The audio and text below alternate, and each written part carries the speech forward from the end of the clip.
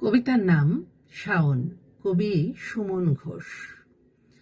সহসা এসে দাঁড়ায় মেঘের পাড়ে, দুপুর দুপুর পুকুর বেলা, টুপুর নদীর ধারে।